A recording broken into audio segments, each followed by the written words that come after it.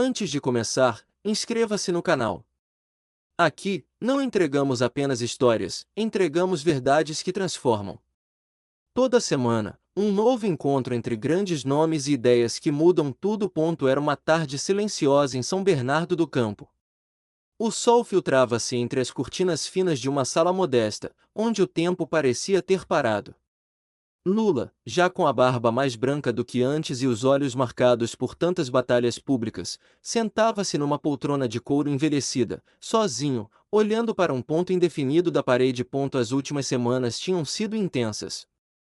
Críticas, tensões, cobranças internas e externas. Mesmo depois de tantos anos, ele ainda se surpreendia com a forma como o peso do poder apertava o peito nos momentos de silêncio. E ali, no silêncio, tudo ecoava mais alto. Não era um dia comum. Havia algo naquela tarde que o puxava para dentro de si mesmo. Como se, por alguma razão que ele não compreendia bem, fosse hora de escutar.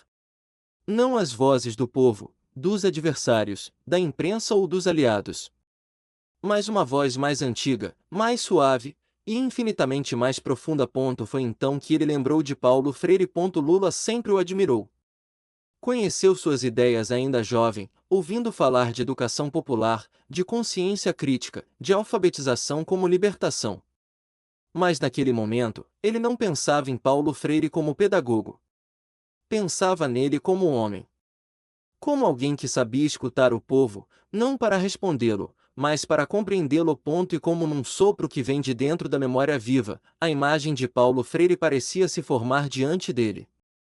Sentado numa cadeira de madeira, óculos na ponta do nariz, expressão serena, como se dissesse com o olhar: fale, companheiro. Mas depois, escute com o coração. Lula se inclinou para a frente, como se de fato fosse conversar com ele: professor, eu tô cansado. Cansado de ouvir gritos, de responder ataques, de ter que sustentar firmeza até quando tudo dentro de mim grita por paz. A voz de Freire, imaginada ou sentida, não veio em resposta direta.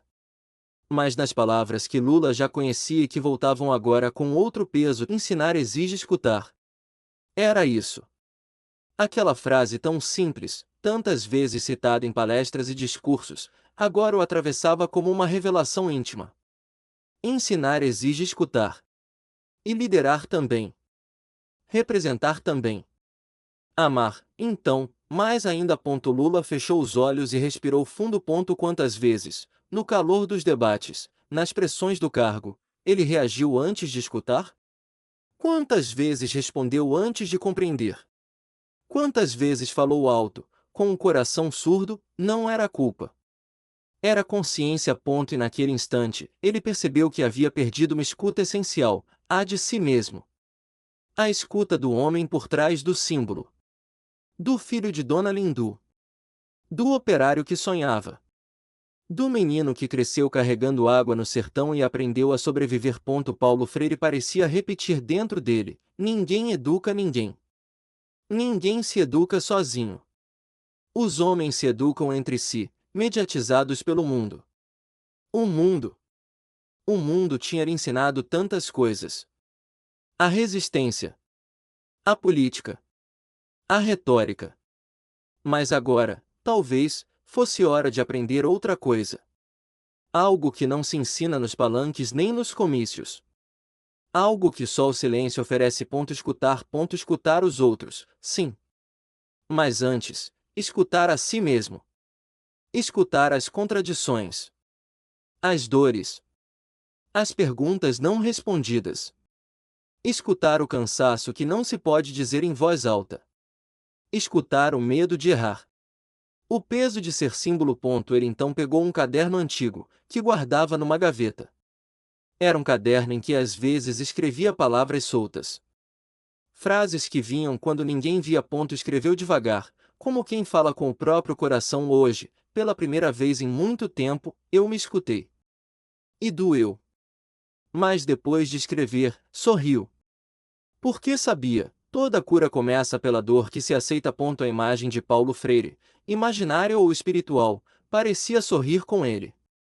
E ali, naquela sala comum, sem plateia, sem discursos, sem aplausos, um ensinamento havia sido compreendido de verdade. Ouvir é mais revolucionário do que responder. E Lula, com todas as suas histórias, suas batalhas e seus erros, estava pronto para aprender. De novo, como sempre. Se essa história está tocando algo em você, inscreva-se agora. Aqui, a política encontra a alma, e o poder se encontra com a escuta. Depois daquela tarde solitária, algo mudou na forma como Lula se posicionava diante do mundo. Não era visível nos primeiros olhares, nem nos gestos mais públicos. Era uma mudança silenciosa, daquelas que não se anunciam, apenas se revelam, pouco a pouco. Era como se o tempo interno tivesse desacelerado. Como se o homem que costumava reagir imediatamente começasse a criar um pequeno espaço entre o estímulo e a resposta. E nesse espaço, surgia algo novo: escuta. Consciência. Presença. Na manhã seguinte, em uma reunião com assessores, o clima estava tenso. Havia relatórios preocupantes, pressões políticas crescentes, e um burburinho de vozes apressadas tentando resolver tudo ao mesmo tempo. Lula, sentado à cabeceira, escutava. Mas não como antes. Não esperando a vez de falar. Não preparando a próxima frase de efeito. Ele apenas escutava. E no silêncio dele, algo curioso aconteceu: os outros começaram a se ouvir também. As interrupções cessaram. Os olhares se cruzaram com mais cuidado. Como se aquele espaço de escuta que ele criara tivesse aberto uma fresta para que todos respirassem com mais verdade. No final da reunião, ele não deu uma resposta pronta. Apenas disse: vamos pensar um pouco mais. A gente escutou bastante hoje. Agora é hora de deixar essas palavras descansarem um pouco antes de virarem decisão. Aquilo surpreendeu alguns. Mas ninguém contestou. Porque havia firmeza naquele silêncio. E havia algo raro: humildade. Em casa, à noite, ele revisitou antigos cadernos de campanha. Frases que ele próprio havia escrito anos antes. Promessas, metas, ideias. E ali, no meio de tantas palavras, sentiu uma falta. Poucas vezes ele anotou perguntas. Sempre respostas. Sempre certezas. Sempre rumos. Mas agora, Paulo Freire sussurrava em sua memória: a dúvida é parte do processo. A escuta nasce da dúvida sincera. E Lula, ali, com o caderno no colo, escreveu pela primeira vez em anos uma pergunta que doía: o que eu deixei de escutar quando todos me aplaudiam? A pergunta ficou ali, flutuando no silêncio do quarto. E ele não teve pressa para respondê-la. Porque entendeu que perguntas profundas não pedem pressa, pedem presença. Nos dias seguintes, sua fala pública também mudou. Os discursos continuavam firmes, mas havia pausas. Havia mais olhos nos olhos. Menos frases decoradas. Mais confissões. Em uma coletiva, alguém lhe perguntou sobre um erro do passado. Antes, ele teria respondido com firmeza, talvez até com ironia. Dessa vez, olhou para baixo, pensou alguns segundos e disse: talvez eu tenha escutado demais os que gritavam, e poucos que sussurravam. A sala ficou em silêncio. Ninguém esperava essa resposta.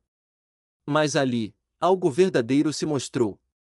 E a verdade, quando vem sem maquiagem, é a única coisa que realmente toca. E foi assim que o ensinamento de Paulo Freire deixou de ser uma teoria, uma citação ou uma homenagem simbólica.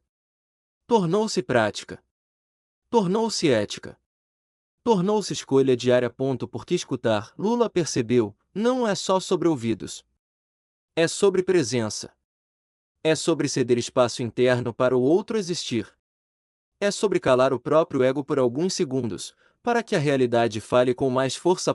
E nesse gesto simples, quase invisível, uma revolução silenciosa começava dentro dele. Uma revolução que não se faz com megafone, mas com o coração desarmado. Ele caminhava pelos corredores de Brasília com a mesma postura de sempre, firme, olhos atentos, cumprimento caloroso a cada servidor, cada segurança. Mas, por dentro, algo nele se tornará mais leve. A decisão de escutar, de verdade, criava uma nova forma de enxergar tudo ao redor. Em uma conversa com um ministro, Lula ouvia pacientemente os argumentos. O tema era complexo, um conflito regional, pressão política de vários lados, gente esperando respostas rápidas. Mas Lula não apressava. Fez silêncio depois de ouvir tudo, e só depois de alguns minutos respondeu: Você sabe o que Paulo Freire dizia? Que o diálogo não é uma técnica, mas uma postura. E às vezes, a resposta mais honesta que a gente pode dar é: ainda não sei.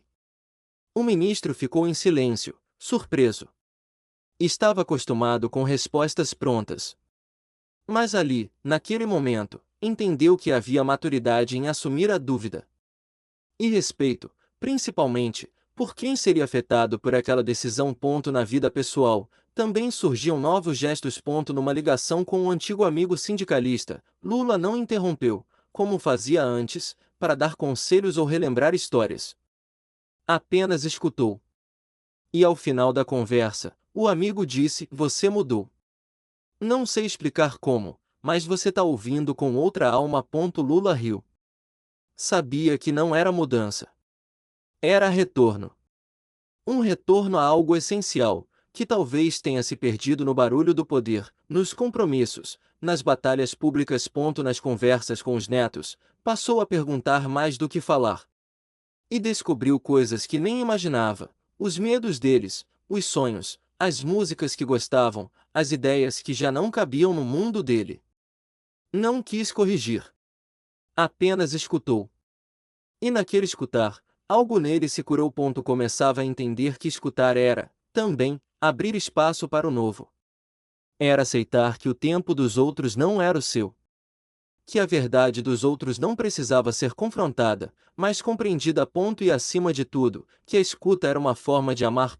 Na varanda, à noite, escrevia: Eu pensei que o maior gesto de liderança fosse falar com firmeza. Mas hoje eu acho que talvez seja calar com humildade. O ensinamento de Paulo Freire se enraizava em cada gesto pequeno. Não como teoria de livro, mas como prática viva. Como raiz que, silenciosamente, sustenta uma árvore inteira. E era assim, sem alarde, sem palco, que Lula começava a liderar com mais escuta do que discurso.